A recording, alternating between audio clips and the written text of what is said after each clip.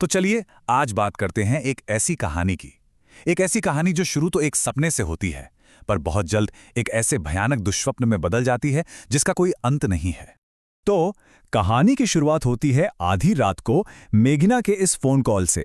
उसकी आवाज में डर साफ सुनाई दे रहा है और बस यहीं से एक ऐसे रहस्य की शुरुआत होती है जिसका केंद्र है एक सपना। एक ऐसा सपना जो उसे बार बार बुला रहा है। तो कहानी की जो मेन कैरेक्टर है वो है मेघना, और वो ना एक सपने से बहुत परेशान है।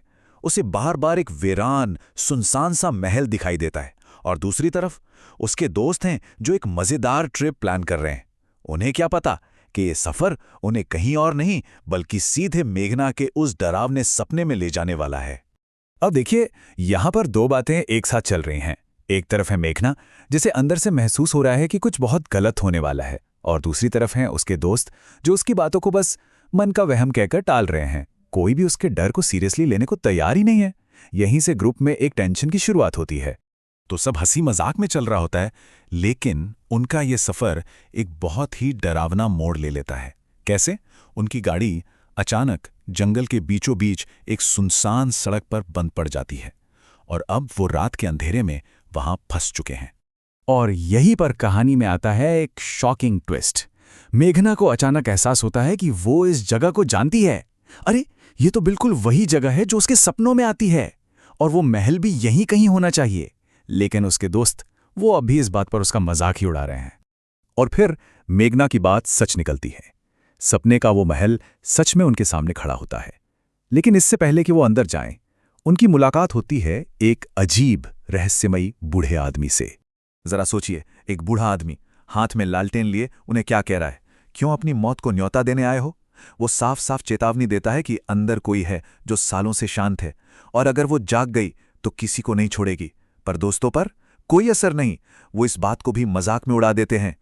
जब वो लोग महल के मेन गेट पर पहुंचते हैं तो एक और अजीब चीज देखते हैं। पूरा का पूरा दरवाजा न जाने कितने ताबीजों से ढका हुआ है। मतलब साफ पता चल रहा है कि किसी बहुत ही खतरनाक, किसी बुरी ताकत को अंदर कैद करके रखने की कोशिश की गई है। अब इतनी चेतावनियों के बाद, इतने साफ संकेतों के बाद कोई क्या करेगा? लेकिन समीर, वो एक ऐसी गलती कर बैठता है जो शायद उनकी सबसे बड़ी भूल थी। वो कहता है, यार अब जो भी हो अंदर तो जाना ही है। और वो एक एक करके उन सारे तावीज़ों को तोड़ देता है। और बस अंदर कदम रखते ही नरक के दरवाजे खुल जाते हैं। चारों तरफ घना अंधेरा, धूल, और फिर अचानक उन पर हमला होता है चमगादड़ों के एक झुंड का।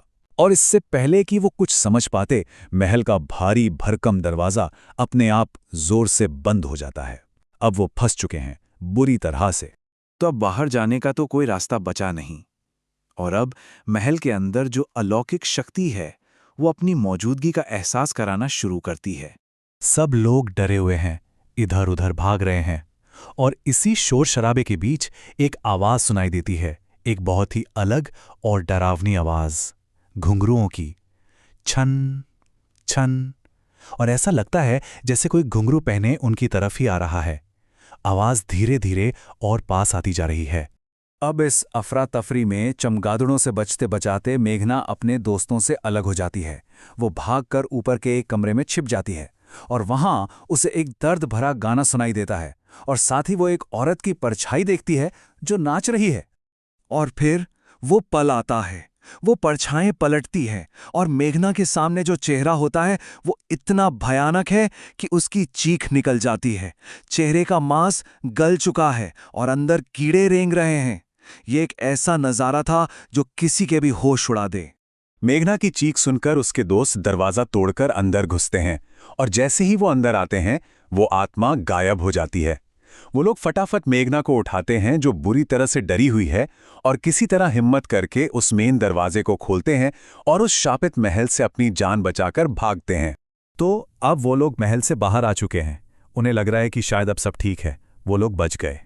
लेकिन मेघना, उस पर उस रात का इतना गहरा सदमा लगा है कि वो बिल्कुल खामोश हो गई है। कहते हैं ना, कभी कभी डर उस जगह पर नहीं रहता, वो आपके साथ चलने लगता है। लेकिन सवाल ये कि क्या सच में सब कुछ खत्म हो गया था? क्या वो उस खौफ से बच निकले थे? नहीं, बिल्कुल नहीं। असली डर तो अब शुरू होने वाला था। वो लोग रास्ते में एक ढाबे पर रुकते हैं और वहां जब मेघना पानी पीने के लिए ग्लास उठाती है तो उसे पानी में उसी भयानक आत्मा का चेहरा दिखाई देता है और वो अक्स उस पर झपट रहा होता है। अब ये बात साफ हो चुकी थी, वो आत्मा उनके पीछे आ चुकी है। वो पीछा नहीं छोड़ने वाली। घर वापस आने के बाद भी चैन नहीं है। मेघना अपने घर में अकेली है और रात का वक्त है और तभी देर रात उसके दरवाजे पर दस्तक होती है। खट खट। मेघना डरते डरते दरवाजा खोलती है और सामने कौन है? वही भयानक औरत।